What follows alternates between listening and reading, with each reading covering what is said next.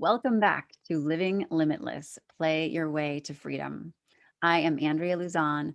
I am so excited to introduce you to Mitzi Bockmann. Unless you already know her, but if you don't, she is a New York based certified life and lover coach who works with people all over the globe to help them get the life and the love that they have always dreamed of. Mitzi, thank you so much for joining us today. Well, Andrea, thank you so much for having me. I'm happy to be here. Yes. So, in your own words, tell us more. What is a lover coach? I'm really curious about that, and what inspires you to keep doing this type of work? So, it's a love coach. Just so, yeah, Oh, not love lover. I was like, coach. ooh, lover Yes. coach. Okay. I know Okay. that sounds Yeah. a little bit like, ooh. Ooh, lover coach. Rare. um, so for me, I started out working with clients, mostly women who were just struggling with being women in the world. And one thing that I really started to realize over the course of the work is a lot of these women were really struggling with broken hearts, either a big breakup or a dribble of life's thousand little cuts breaking them down. And so I really started having, from my own experience going through a divorce and from the many women in my life who I've worked with, I really started to see that this was such a pain point that people really need, both men and women, to get them through a really tough time, to give them some perspective and give them tools to help them move forward. So it's wonderful work for me, especially because people call me and they are in so much pain. Um, and I can help them very quickly um, recognize the pain and learn how to start working with it. And how does one evolve into this? Or did you have, I think I heard you say you've also experienced heartbreak. I mean, Yes. probably all of us have, but Yeah. tell us a little bit about your journey. Did you get inklings throughout your childhood and your teen and college years? Or were there breakdowns to really break you through something to get into this work? Right. Well, I remember my first heartbreak like it was yesterday.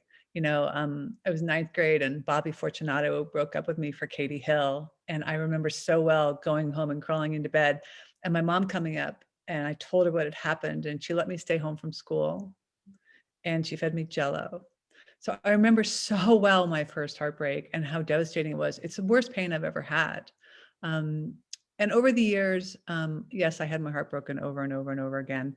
I had, like many people do, I had real attachment issues. So I really wanted, I believe that in order to feel whole, I needed to be loved. Yeah. But at the same time, I really tended to push away love because I wasn't sure that I was worthy of it.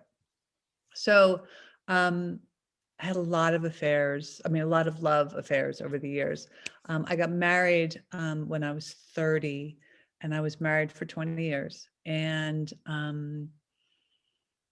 when we met, we were different people than when we started having children. And over the course of the 20 years, our marriage seemed to turn into more of a friendship than a love affair anymore. And both of us, I think, were feeling very lost because of it. Ultimately, my husband walked out on me for his college girlfriend about 10 years ago. And while I knew in the moment, and I know now it was the best thing that could have ever happened to me, it was just beyond devastating that I had been cast aside by the father of my children and the person who promised to love me forever. So I feel like I had the ultimate heartbreak, being the heartbreak of my family breaking apart. So, and then I started dating at the age of 47. So, and learned what heartbreak was again, right, from shorter relationships. So, Mhm. um, for the past 40 years I've done nothing. I just feel like it's been a series of heartbreaks that still I live with and I still think about sometimes. So my goal has really been to help people, especially I work with a lot of younger people who are just going through this for the first time, to get some perspective on the heartbreak, to get some perspective on their role in a relationship, to get some perspective on their who they are both in the relationship and now that they're going through the breakdown. Things that I wish I had had some perspective of when I was going through my heartbreak. Yeah. Because when you're there in the heartbreak, you're just drowning. And your friends will tell you that your person sucks and that you're perfect and right, that, suck it up and move on, you'll be fine. But there's so much more to it than that. So I always tell my clients that I'm a friend without an agenda.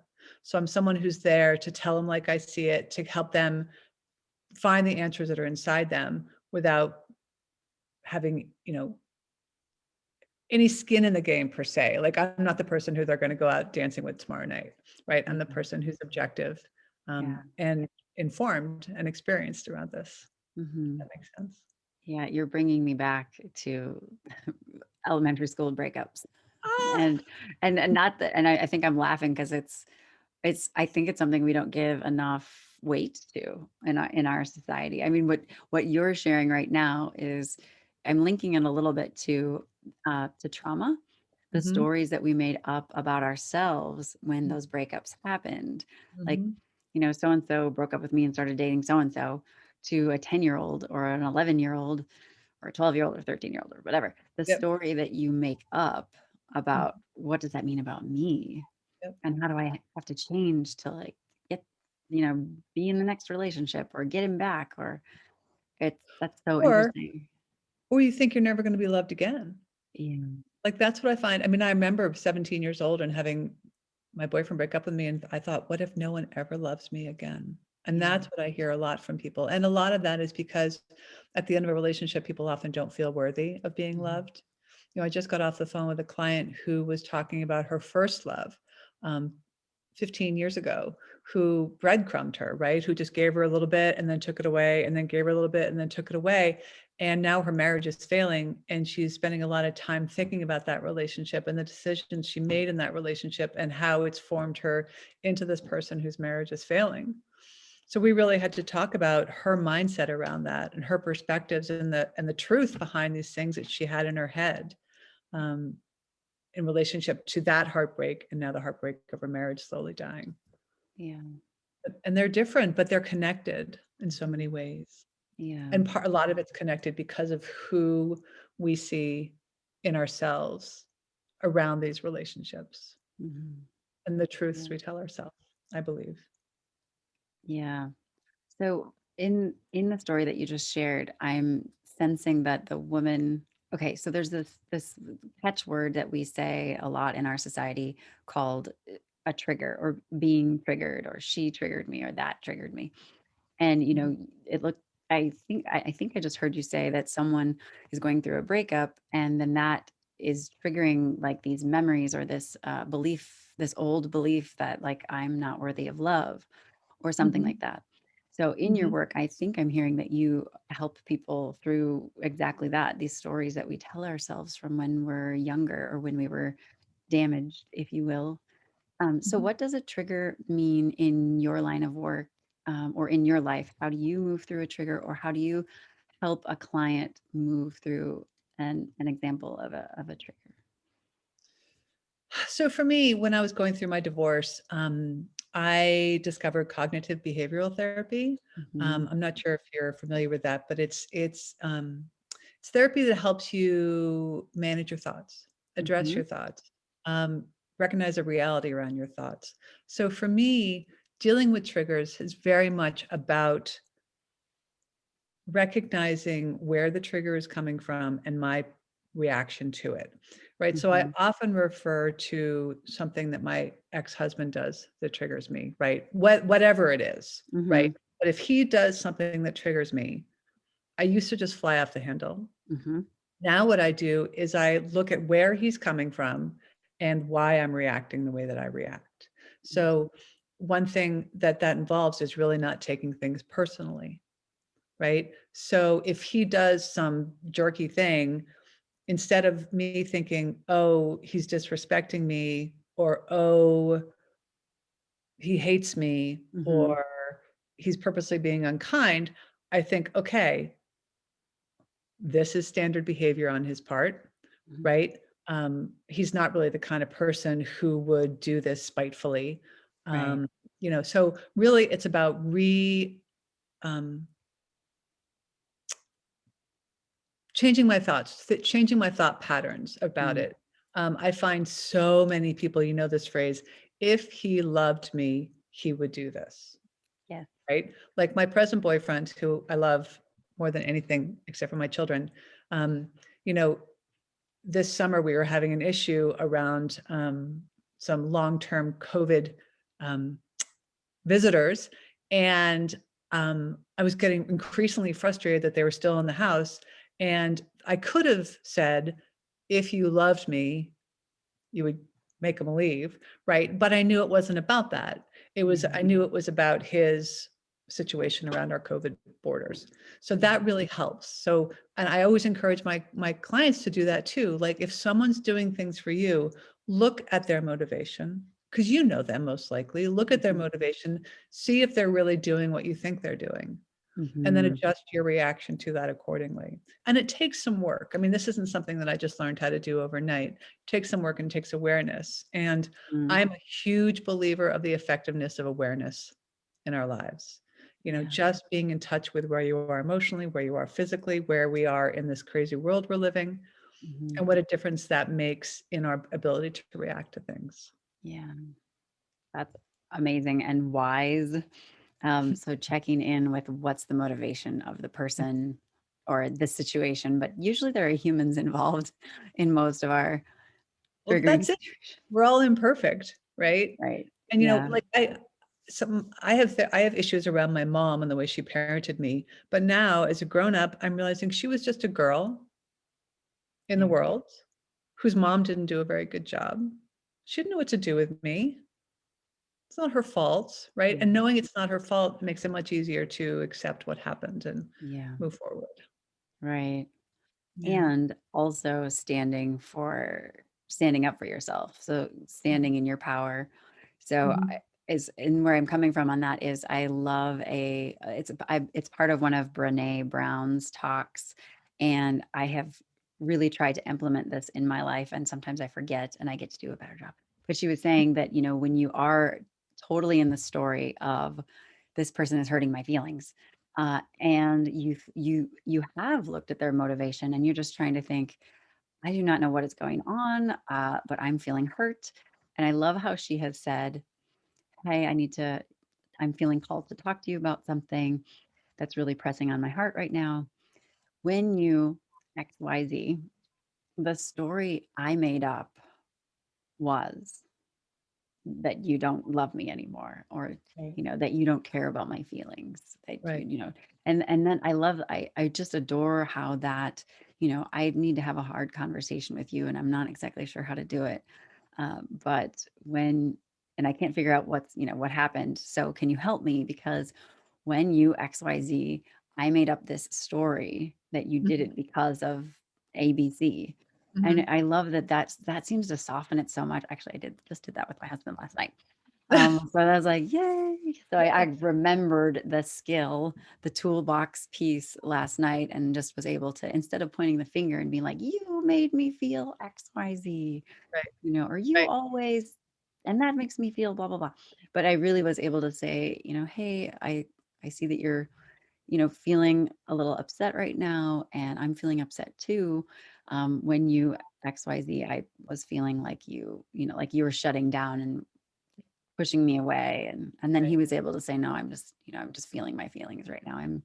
Not, it's Exactly. not anything you're doing. Exactly. Exactly. Yeah. Yeah, and it is all about how we're feeling too, right? I mean, not you always do this, which we all do, right? But more about when this happens, this is how I feel. Hmm. Because Yeah. you can't argue with your feelings, Yeah. right? You can say you're being a jerk, unless you know I'm not. You say, you hurt my feelings by doing that. They can't argue with that. Yeah. Yeah. They can try, right? They can't Right. necessarily concede. Yes. That's Yeah. always the fun one. You hurt my feelings when you XYZ. It's like, no, I Yeah. didn't. Yes. No, I didn't. Yeah. Okay. Well, Yeah. It doesn't get you anywhere. right. My feelings are hurt. But yeah, that does seem to soften it. You hurt me, right? Or Yeah. my feelings got hurt. Exactly. Yeah. Yeah. Yeah. Well, thank you for walking us through some of the techniques around triggers. That is really helpful. Uh, So I am curious. Did you? We talked a little bit earlier about the concept of demonstration, and I Mhm. feel like you kind of have walked us through some items from your work that you're demonstrating. Is anything else coming forward in regards to a process or anything that you want to showcase? Well, one of the things that I do with my clients, that I think is really effective is, we have the sessions, and after each session, I send an email kind of summarizing what we talked about, which people say really makes a huge effect, because they can really reflect. We Mm, all get caught up in what we're talking about, right? But when they see it in writing afterwards, it gives them a tremendous amount of support that they can also reach back to look at when they're struggling. And I also am available to my clients by text message, which is another effective, really effective tool I find, because we all have crises, yeah. but it's not often when we're talking to our life coach, Yeah. right? So for me, my clients can reach out to me between 9 a.m. and 7 p.m. if they need me in the moment. And I find it incredibly helpful, Yeah. for them and for me, because we really get to know each other really well. And I can help them in the moment. So I think that's a really effective part of working with somebody, is being there when they need you, if only Yes. just for a few words. Right. I totally agree with that. And also, I love the notes aspect. I think that's pretty rare when it comes to any kind of therapy or coaching. It seems like that could be better utilized of, Mhm. here's what we talked about and here are some of the skills and tools that we talked Yes. about. It's especially effective for the men, I find. A lot of them say that they really, as men often do when talking about emotions, they tend to get overwhelmed and their Mhm. mind kind of goes blank. And so they're trying to absorb all this, but sometimes they have a hard time doing it. So they love seeing it in writing afterwards because it's much more concrete for them. Yeah, that Yeah. does make sense. And also having your own words repeated back to you often is just like, oh, is that really how I feel about that?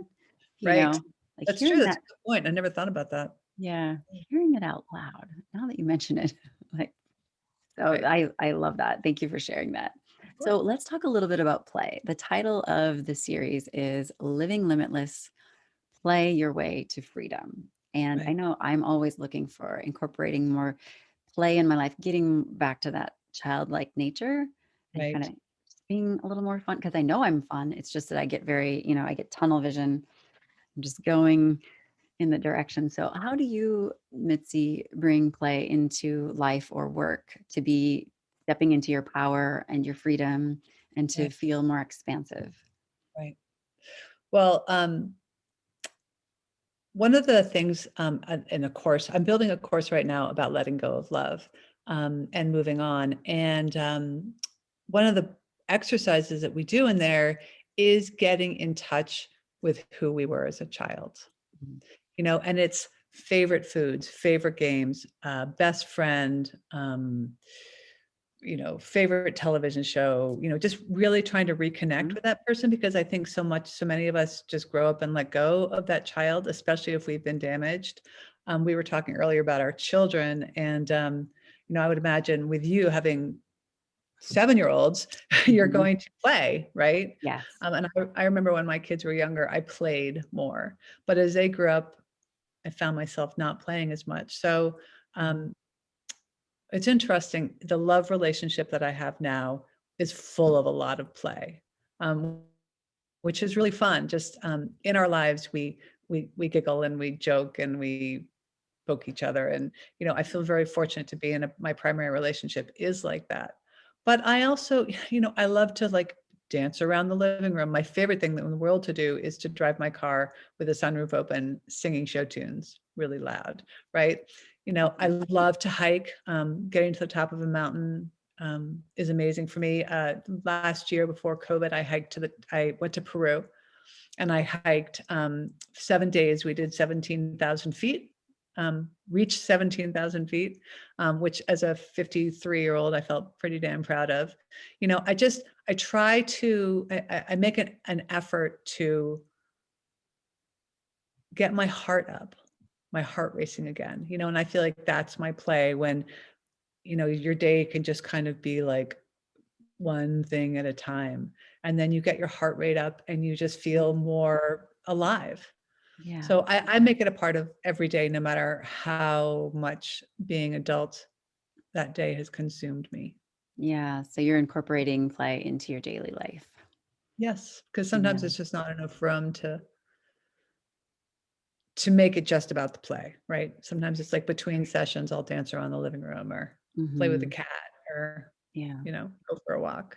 Yeah. Animals are great for that.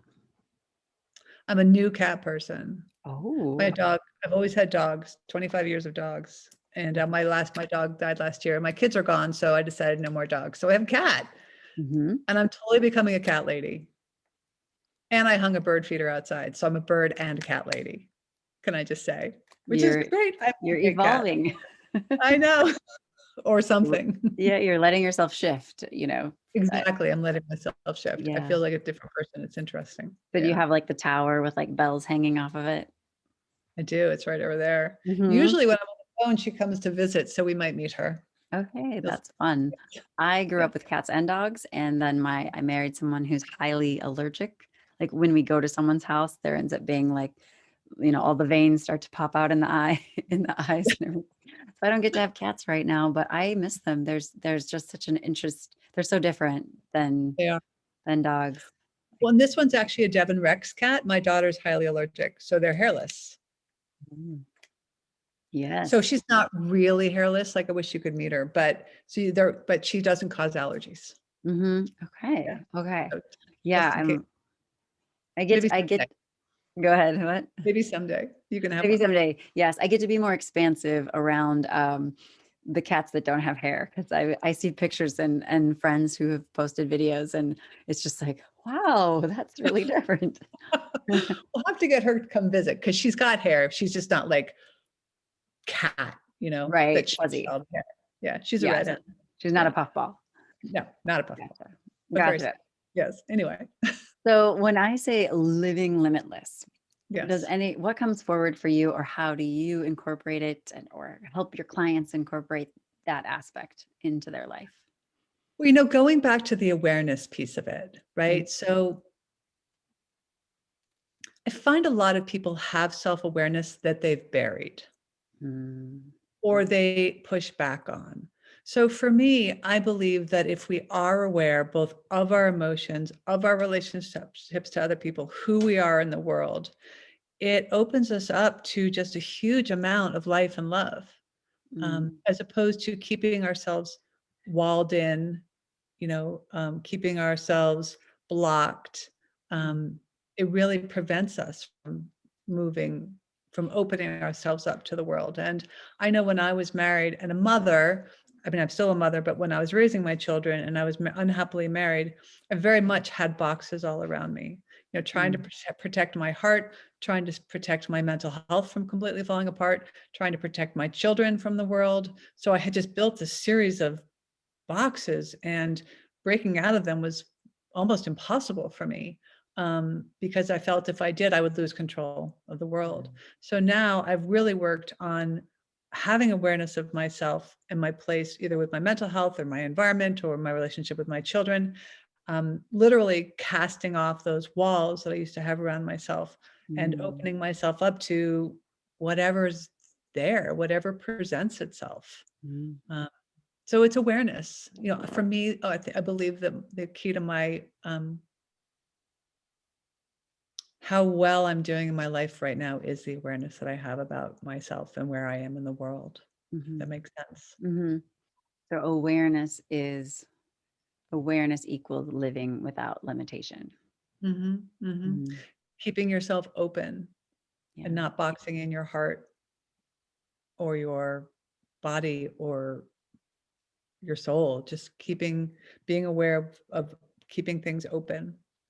Yeah, I think that those marry really well. First, you have the awareness, and then you get to see where you get to open. Hmm. Hmm. Where have you been holding back? Because what do you not want to feel?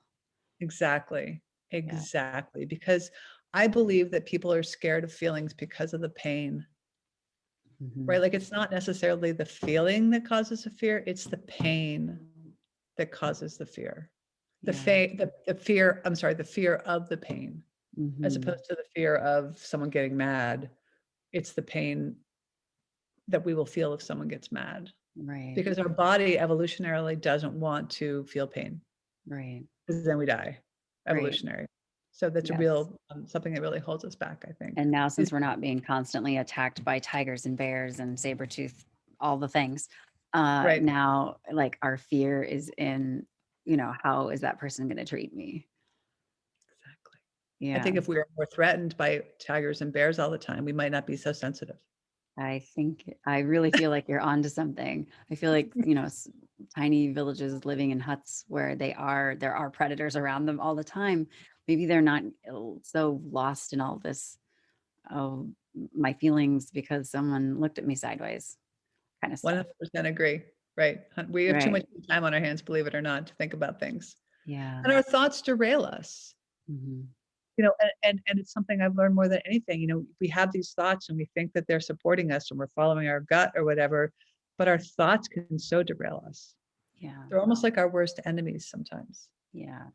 That's really interesting because yeah, you're thinking ahead instead of acting like, I am naturally a pretty silly person and I Yep. want to be silly. And we were listening to it was my kids were online together in their classroom it was the start of the Mhm. day. And thankfully the teacher does play a song. I think it's a good morning something, but it definitely involves movement and dancing. Mhm.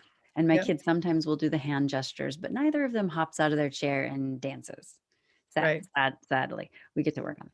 But so Yep. I was off camera in my pajamas, like dancing just like really weird and just looking.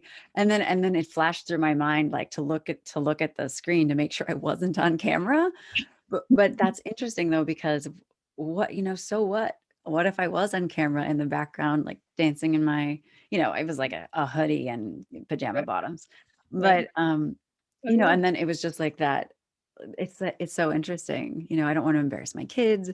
I don't want the teacher to think I'm weird. And then I was realizing, who cares? You Your know? 7-year-olds.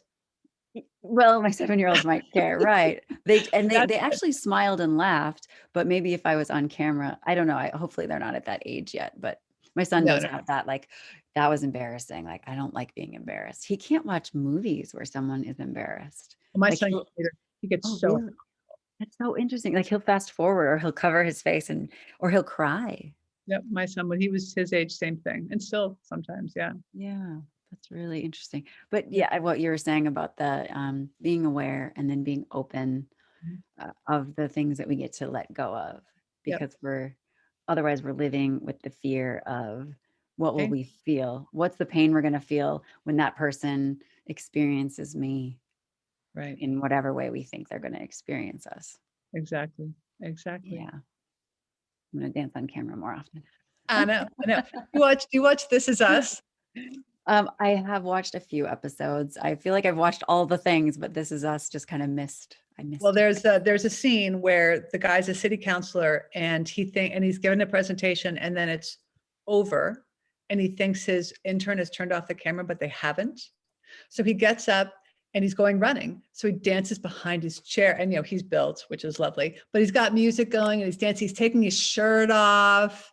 He takes his pants off behind the chair and it's hilarious. And of course it gets captured. It goes viral he's mortified and his kids, his daughters are just like, ah, but him doing that, him opening himself up like that caused some positive repercussions, which was really interesting. Yeah.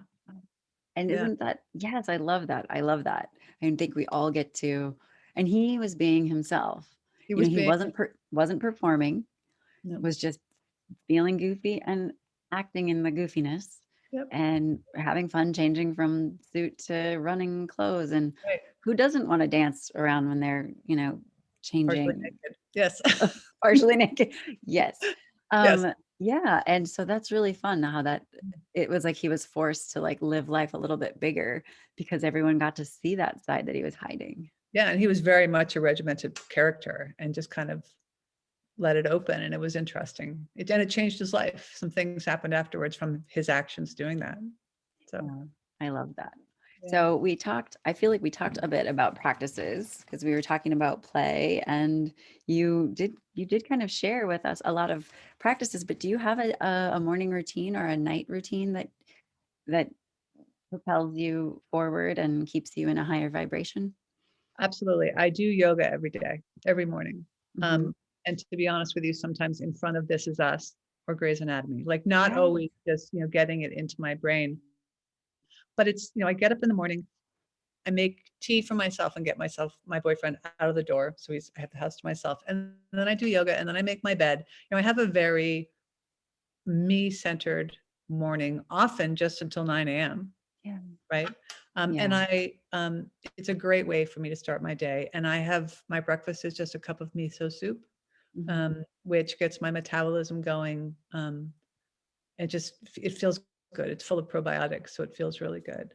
And I try to go for a walk every day. I'm not so good now that my puppy is gone, but I do try to walk every day. Hmm. Um, I take really good care of myself. I'm actually allergic to sugar. So I know, and I have been since my daughter was born. So I don't ever eat sugar, which makes me very thin and healthy. But I also make a real effort to um, keep my body nourished with good food. I mean, don't get me wrong, French fries, pizza, love those things. But it's really important for me to keep my body feeling strong because I've learned that when my body isn't feeling strong, my head is way off. My emotions get way off. Hmm. So I have my little things I like to do every day, and I make sure I eat well and I sleep well. And those are really, I think those are the foundation for me being able to both live a good life, but also to support others. Hmm. Yeah. Wow. And we talked a little bit about this earlier.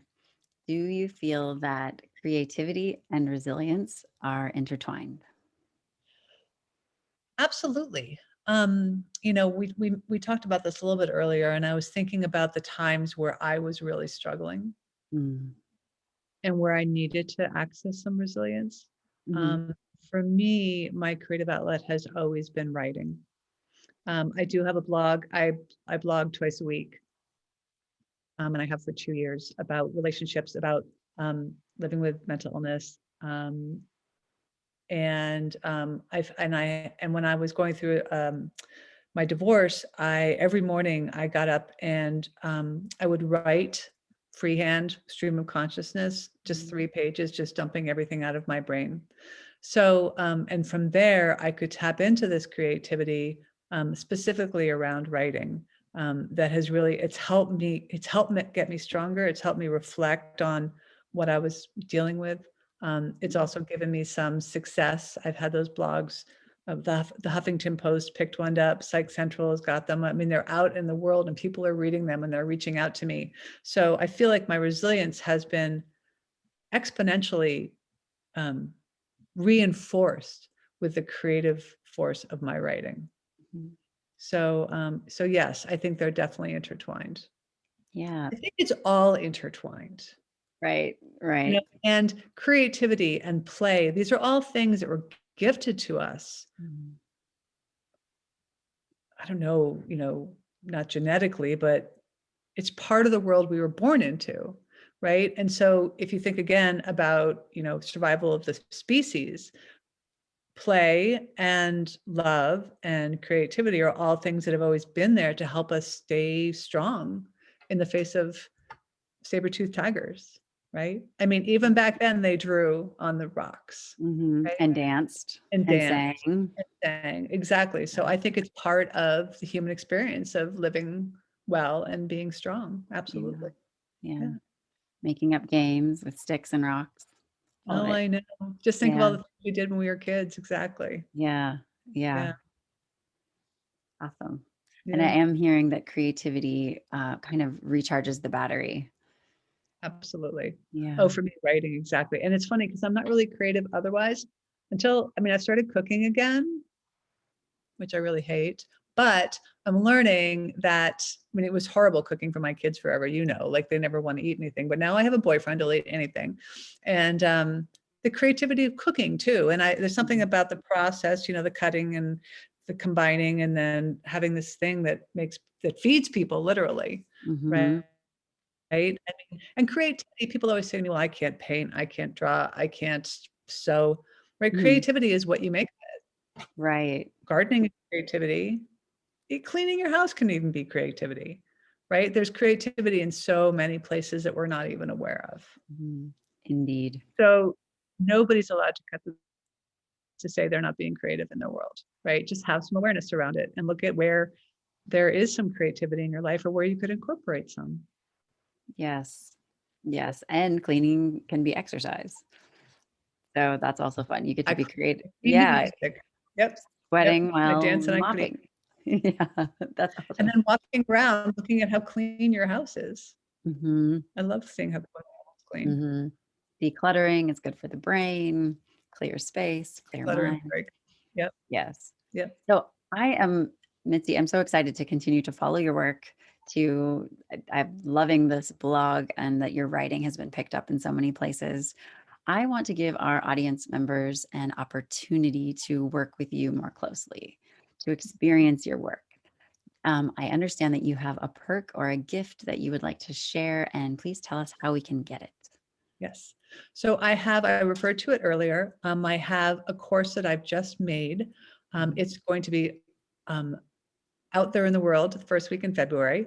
And it's the title of the course is 4 weeks to letting go of love and moving on. And the content of the course is 4 weeks of activities. The first week is about getting through and learning to manage the pain of a broken heart. The second week is about getting to know yourself again, rebuilding your self-esteem. So many of us do lose touch with who we are when we're in a relationship. Either we change ourselves to fit into the relationship, or perhaps it's a toxic relationship where we've been abused on some level. So I feel it's really important to get in touch with ourselves again. And one of the exercises in there is what I was talking about, the touching base with the things you enjoyed as a child. And then the third week is about taking stock of what you want, having refamiliarized yourself with who you are, and learning how to manage the pain. So you take stock of what's next. And then the final week is about putting yourself out there, whether it's to start dating again or whatever the next steps are that you've decided. So the course works together. It's based on years and years and years of working with clients. It's based on my own personal experience. A number of my clients have used it. They've been testing it out for me, and many of them recognize things that I've encouraged them to do over the years. One of them said, I never did any of these things. And I said, I know. But she says, now seeing it in writing in a format like this makes me really see why I need to do it. And I did it. So that's the course. I'm really excited about it. It's going to be available the first week in February. But for now, if you're interested in the course, you can reach out to me. Andrea, I think you have you're going to have you'll see the contact information. You can reach out to me. And if you use what's the phrase?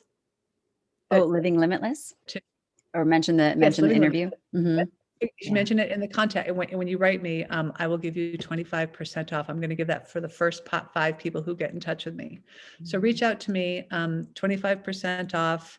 I think the course will really, really help you, especially if you're struggling right now with that pain of a broken heart. And if you are struggling right now with that pain of a broken heart, I am so sorry, because I know that there's nothing worse in the whole world than going through the pain that you're going through right now.